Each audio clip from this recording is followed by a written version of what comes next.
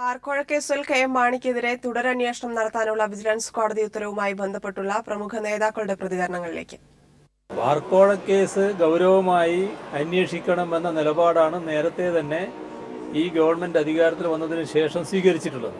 അക്കാര്യത്തിൽ നേരത്തെയുള്ള അന്വേഷണങ്ങളിൽ അപാകതയുണ്ട് എന്ന് ഞങ്ങൾ ഗവൺമെന്റിൽ എത്തുന്നതിന് മുൻപ് തന്നെ പറഞ്ഞിരുന്നു. ഇപ്പോൾ കോടതി അത് ചൂണ്ടിക്കാണിച്ചു എന്ന് നിങ്ങൾ പറയുന്നു. അത് ശരിയാണെങ്കിൽ ശരിയായ നിലപാട് കോടതി എടുക്കുന്നു എന്നാണത് കാണിക്കുന്നത്. തീർച്ചയായിട്ടും ഈ കോടതിയുടെ പ്രതികരണത്തെ കൂടി പരിഗണിച്ചുകൊണ്ട് അന്വേഷണ ഉദ്യോഗസ്ഥൻ കൊടുത്തിട്ടുള്ള സ്റ്റേറ്റ്മെന്റ് ഇതെല്ലാം പരിഗണിച്ച് ഗവൺമെന്റ് സാധ്യമായ എല്ലാ നിയമ നടപടികളും സ്വീകരിക്കും എന്ന് തന്നെയാണ് പ്രതീക്ഷിക്കുന്നത്. ഈ കാര്യങ്ങളൊക്കെ വളരെ വ്യക്തമായി ആദ്യം തൊട്ട് ഞാൻ പറയുന്ന ഒരു കാര്യമായിരുന്നു.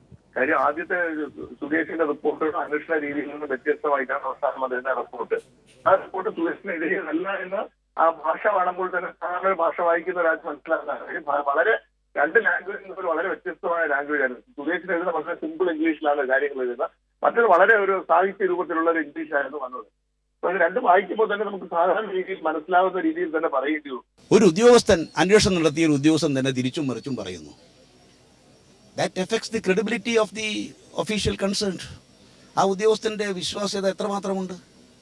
ആ ഉദ്യോഗസ്ഥൻ പറയുന്ന അതേപടിക്ക് എടുക്കാൻ കേരളീയ സമൂഹം തയ്യാറാകും. മാണിയെ സംരക്ഷിക്കാൻ വേണ്ടി ഒരു അഴിമതി കേസ് ഇല്ലാതാക്കുന്നതിന് വേണ്ടി നടത്തിയ നിഗൂഢ ശ്രമമാണ് ഇപ്പോ പുറത്തു. കണ്ടുകൂട്ടലും ജയിച്ചെന്ന് പറയാം. പക്ഷേ ഇതുകൊണ്ട് തലവരി ഒഴിവാക്കാൻ സർക്കാരിന് സാധിച്ചു എന്ന് അനുമാനിക്കാൻ സാധിക്കില്ല. ഈ കേസിൽ സുകേഷിന്റെ വെളിപ്പെടുത്തലുകൾ വളരെ ഗൗരവമേറിയതാണ്. ഒട്ടേറെ ദുരൂഹതകൾ ഈ കേസ് അന്വേഷണത്തിൽ ഉണ്ടായിട്ടുണ്ടെന്നുള്ളത് വ്യക്തമാണ്.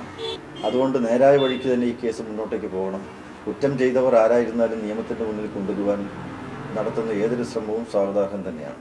കാരണം അതെല്ലാം കോടതി പരിശോധിക്കണം. ആരെല്ലാം സമ്മർദ്ദം ചെലുത്തിയാൽ റിപ്പോർട്ട് മാറ്റി എഴുതുന്ന ആളുകളാണെങ്കിൽ അവരെ തന്നെ ഈ തുടരന്വേഷണം ഏൽപ്പിച്ചാൽ എത്രമാത്രം ശരിയാകുമെന്ന് കോടതി പരിശോധിക്കേണ്ട കാര്യമാണ്. അത് കോടതിയിൽ ഇരിക്കുന്ന കാര്യമാണ്.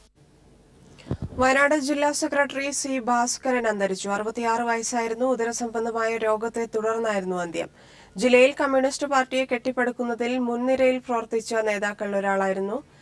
ജില്ലാ സെക്രട്ടറിയായിരുന്ന CK ശശീന്ദ്രൻ കഴിഞ്ഞ നിയമസഭാ തെരഞ്ഞെടുപ്പിൽ മത്സരിച്ചപ്പോഴാണ് സി ഭാസ്കരനെ സെക്രട്ടറിയായി തെരഞ്ഞെടുത്തത്.